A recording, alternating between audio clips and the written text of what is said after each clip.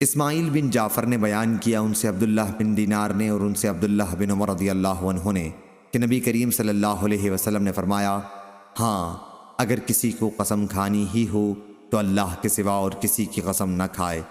قریش اپنے باپ دادا کی قسم کھایا کرتے تھے، اس لیے آپ نے انہیں فرمایا کہ اپنے باپ دادا کے نام کی قسم نہ کھایا کرو۔ صحیح بخاری حدیث نمبر 3836۔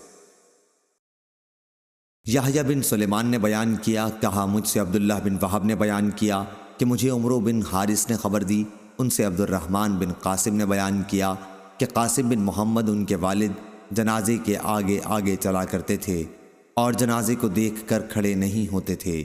حضرت عائشہ رضی اللہ عنہا کے حوالے سے وہ بیان کرتے تھے کہ زمانے جاہلیت میں لوگ جنازے کے لیے کھڑے ہو جایا کرتے تھے اور اسے دیکھ کر کہتے تھے، کیا اے مرنے والے، جس طرح اپنی زندگی میں تو اپنے گھر والوں کے ساتھ تھا، اب ویسا ہی کسی پرندے کے بھیس میں ہے۔ صحیح بخاری حدیث نمبر 3837۔ عبد الرحمن نے بیان کیا، انہوں نے کہا ہم سے سفیان نے بیان کیا، ان سے ابو اسحاق نے بیان کیا، ان سے عمرو بن میمون نے بیان کیا کہ حضرت عمر رضی اللہ عنہ نے کہا، جب تک دھوپ سبیر پہاڑی پر نہ جاتی قریش حج میں مزدلفہ سے نہیں نکلا کرتے تھے۔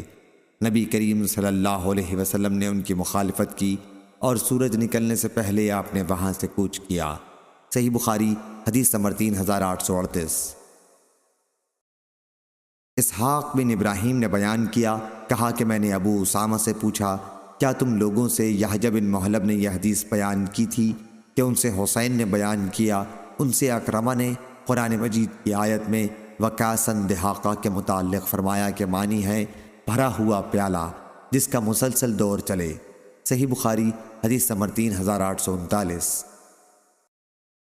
اکرمہ نے بیان کیا اور حضرت عبداللہ بن عباس رضی اللہ عنہ نے بیان کیا کہ میں نے اپنے والد سے یہ سنا، وہ کہتے تھے کہ زمانے جاہلیت میں یہ لفظ استعمال کرتے تھے، اسقنا کاسن دہاقا، یعنی ہم کو بھرپور جام شراب پلاتے رہو۔